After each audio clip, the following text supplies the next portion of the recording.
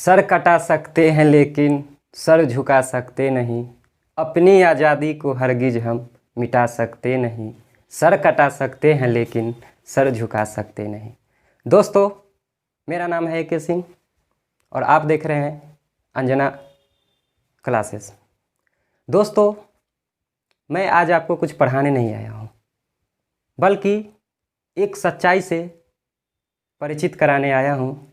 एक ऐसे शख्स के बारे में बताने आया हूँ जो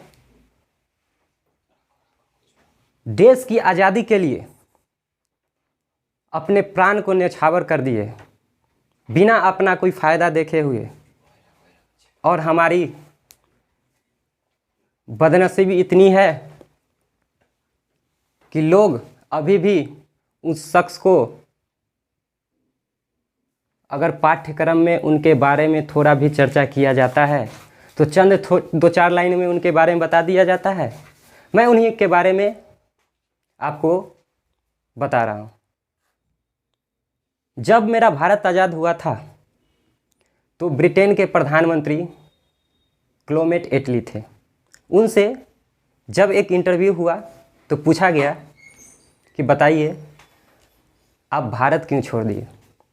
तो क्लेमेंट एटली ने बस इतना ही बात बोला था कि भारत में एक 3 अक्षर वाले नाम ही इतना भारी था कि मुझे भारत को छोड़ना ही पड़ा। और वो नाम और कोई नहीं, सुभाष चंद्र बोस। तो दोस्तों, आज मैं सुभाष चंद्र बोस के बारे में कुछ बता रहा हूँ, क्योंकि आज उनका जयंती है। आज तारीख हो गया 23 जनवरी। सुभाष चंद्र बोस जो थे, उनका जन्म 23 जनवरी 1897 को आज के उड़ीसा की एक जगह कटक में हुआ था। उस समय सब बंगाल के ही क्षेत्र में आता था। बचपन से ही, और उनका जो परिवार था बहुत ही राजघराने घर से थे। उनके पिता वकील थे। उनके माता का नाम प्रभावती देवी, पिता का नाम जानकीनाथ बोस। पढ़ने में वो बहुत टैलेंटेड थे। कलकत्ते यूनिवर्सिटी में वो सेकेंड टॉपर भी रह चुके थे। उनके पिता का सपना था कि जब तुम इतना टैलेंटेड हो ही तो तुम ICS क्लियर करो। वो ICS जो कि आज के डेट में UPSC है। तो पिता के सपने को पूरे करने के लिए वो 1919 ईस्वी में लंदन चले जाते हैं। और 1 साल के पढ़ाई के बाद 1920 में, पहले होता क्या था कि ICS का जो एग्ज़ाम होता था वो लंदन में ही कंडक्ट करवाया जाता था। तो 1 साल के ही पढ़ाई में वो जब वहाँ उनका एग्ज़ाम हुआ 1920 ईस्वी में, तो ऊपर से 4थे नंबर पे नाम था सुभाष चंद्र बोस का। लेकिन उनका तो रुचि ये नौकरी करना था नहीं, ये तो उनका पिता का सपना पूरा करना था। वो नौकरी छोड़ देते हैं। लेकिन उससे पहले जब उनका नौकरी लगता है, ICS जो क्लियर करते हैं, तो उनके पिता उनको खुश होके एक घड़ी तोहफे में देते हैं। ये मैं आगे बताऊंगा कि वो घड़ी का यूज कहाँ होता है। उसके बाद वो नौकरी को रिजाइन मार देते हैं और देश की सेवा के लिए कांग्रेस को ज्वाइन कर लेते हैं। 1 साल बाद कांग्रेस में युवा एक समिति था, वहाँ उनका एंट्री होता है। फिर 1925 ईस्वी की बात है। उससे पहले 1923 ईस्वी में होता क्या है कि असहयोग आंदोलन महात्मा गांधी जी के द्वारा वापस ले लिया जाता है। और वो असहयोग आंदोलन से इतना दुखी होते हैं कि बहुत ज़्यादा दुखी हो गए। तो वो भी असहयोग आंदोलन को नेताजी सुभाष चंद्र बोस, ये मैं आगे बताऊंगा कि नेताजी कब बने। सुभाष चंद्र बोस उनसे काफ़ी दुखी हुए और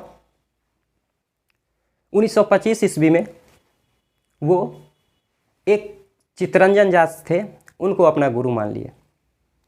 1925 ईस्वी में इनके साथ 2 घटना होता है। एक तो पहले जेल जाते हैं।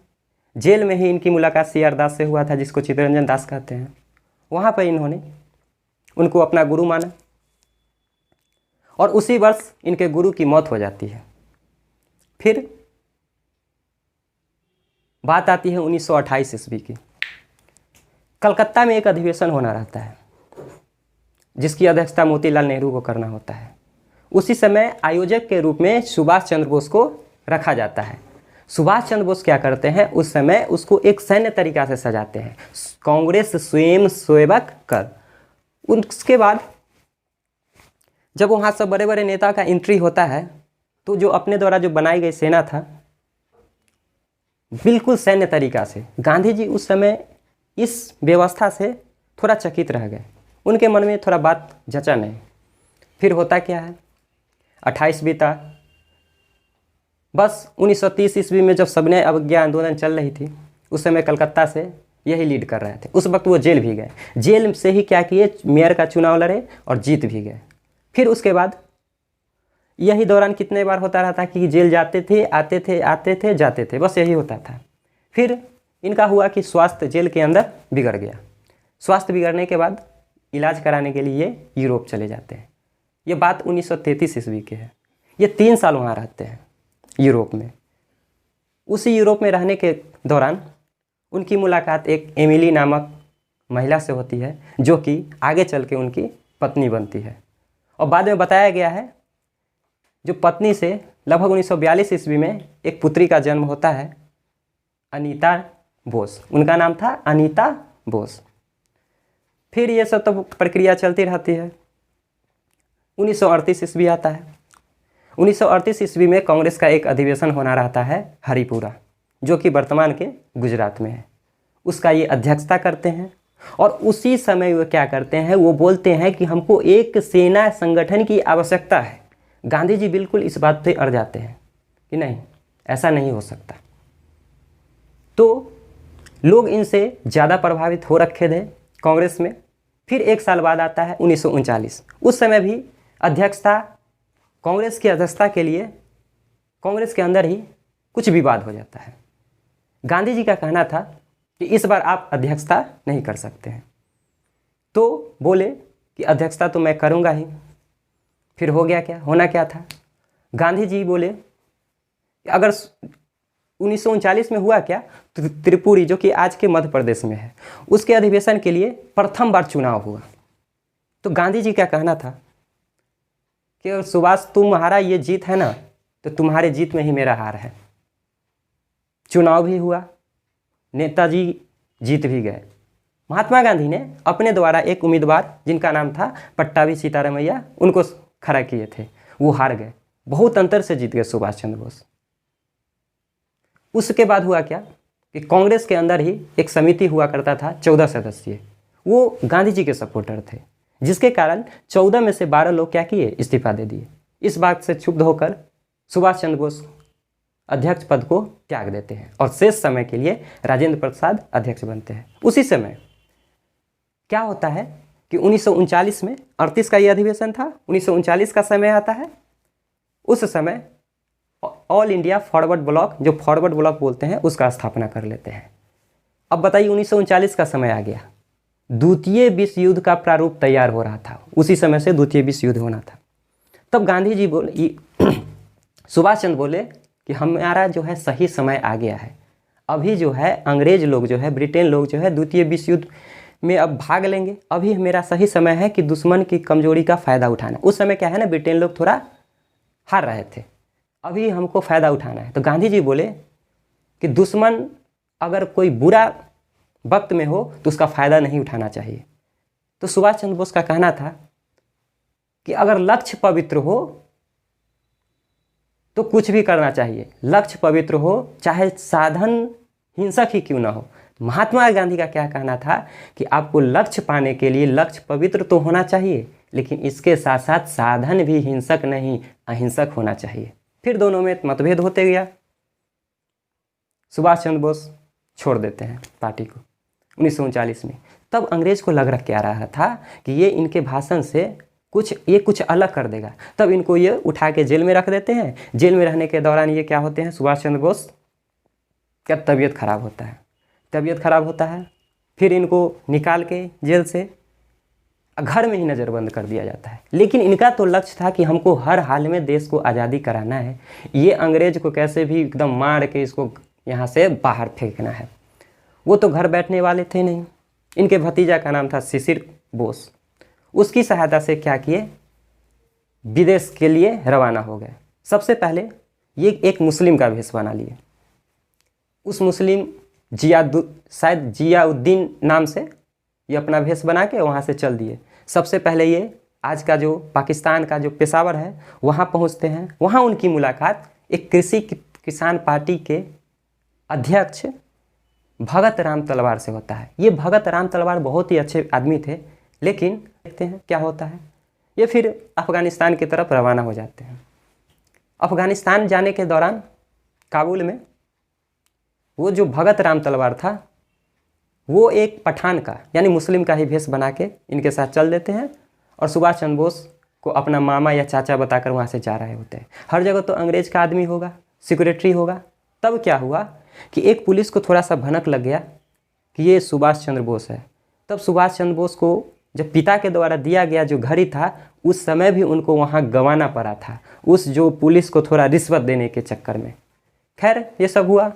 उसके बाद उनको जाना था यूरोप के 3 देश, रूस, इटली और जर्मनी। जर्मनी में एक तानाशाह हुआ करता था हिटलर, उनसे मिलने के लिए, मदद लेने के लिए।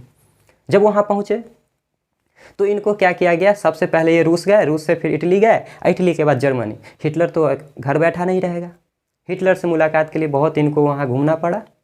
आखिरकार जब हिटलर से मुलाकात इनकी हुई तो हिटलर ऐसा माना जाता है कि बहुत अपना भेष बना के रखता था, अलग अलग अपना हुलिया बदल बदल के। जब किसी लोग से बात करना होता था तो खुद हिटलर नहीं जाता था, अपना जो हुलिया जो रहता था चेंज करके अपना रूप दूसरा से बात करता था।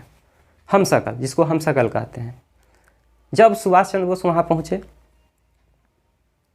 तो एक हमशक्ल आया मिलने के लिए। जितने भी लोग वहाँ खड़े थे सब उठ के वहाँ सैल्यूट करने लगे। सुभाष चंद्र बोस हिले भी नहीं। ये सब हिटलर अंदर से देख रहा था।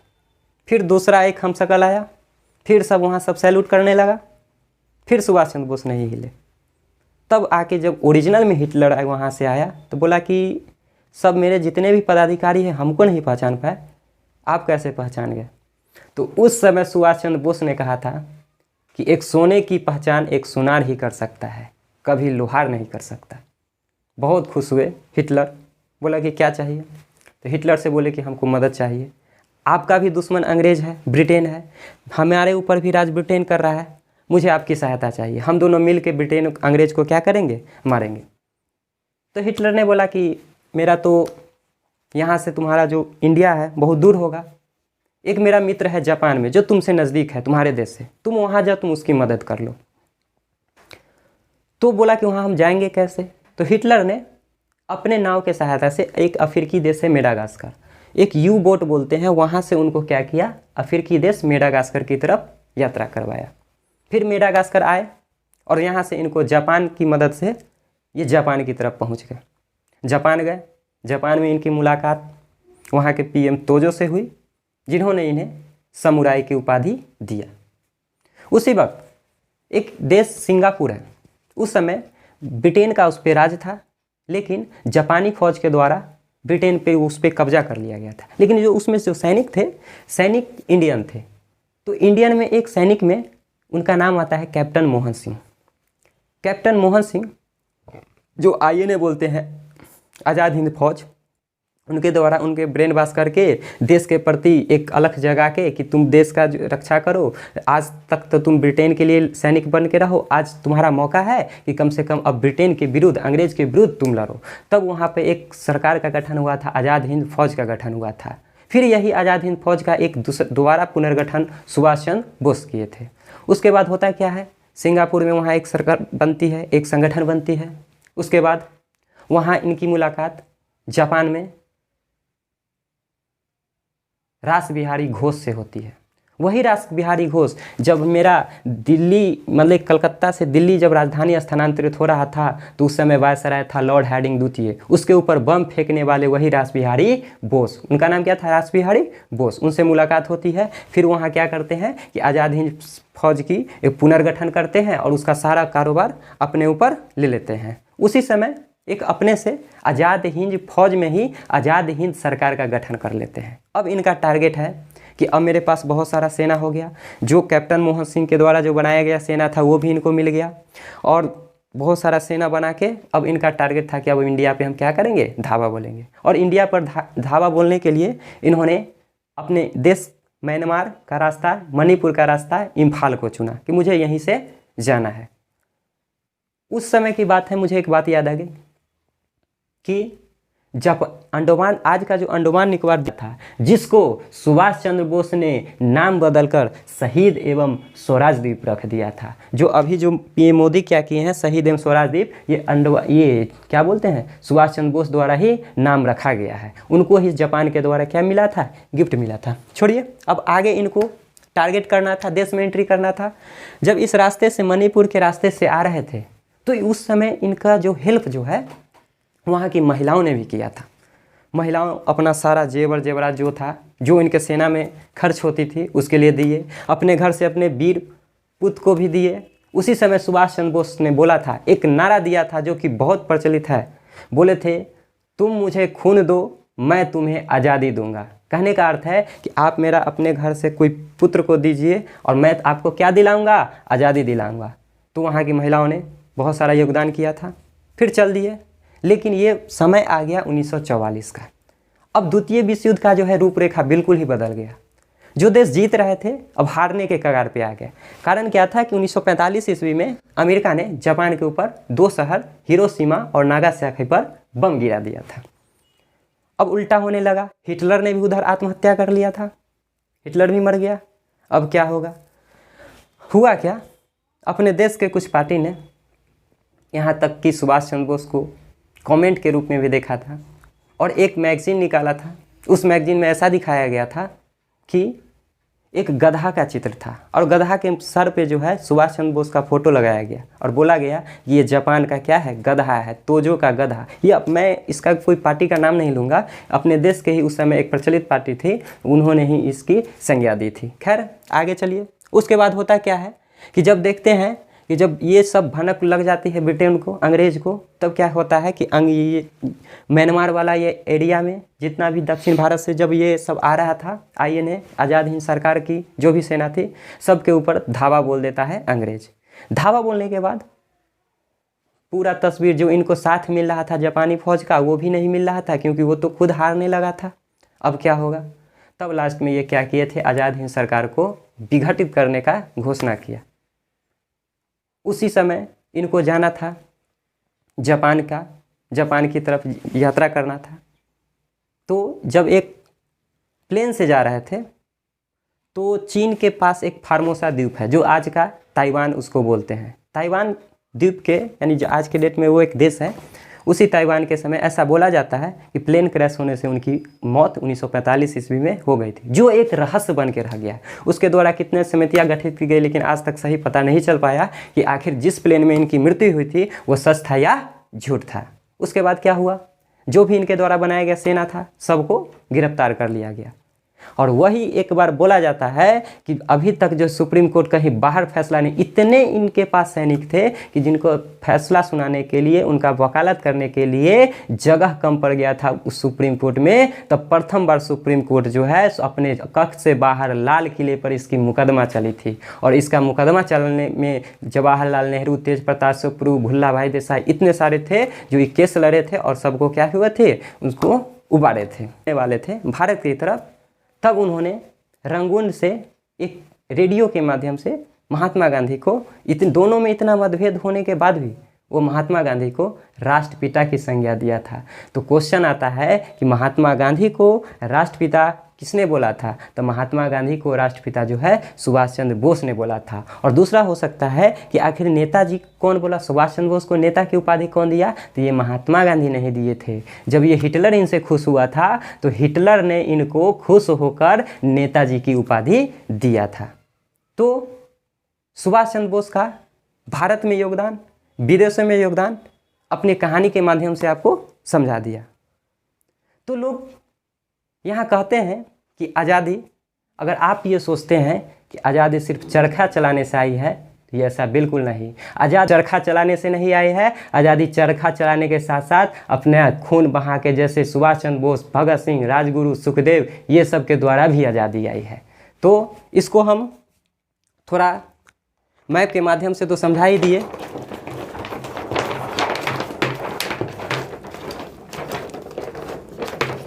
चलते चलते एक थोड़ा सा रिवीजन कर देते हैं हम। देखिए यहाँ ध्यान देना है, जिनको स्क्रीनशॉट लेना होगा कृपया स्क्रीनशॉट ले लेंगे।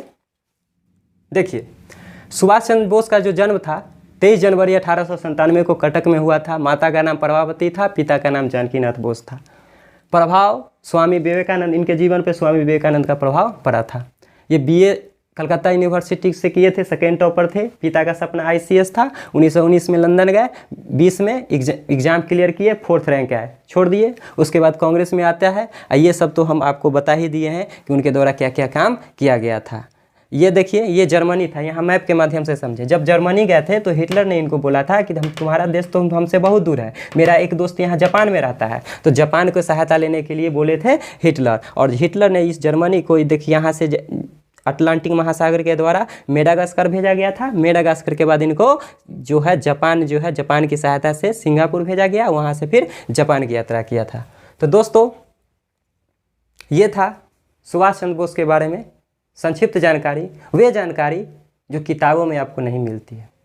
तो मैं कोशिश करता हूँ आज मेरे लिए नहीं, कम से कम इस वीर सपूत के लिए 1 लाइक और 1 शेयर अवश्य करेंगे। मेरे साथ बोलेंगे भारत माता की जय।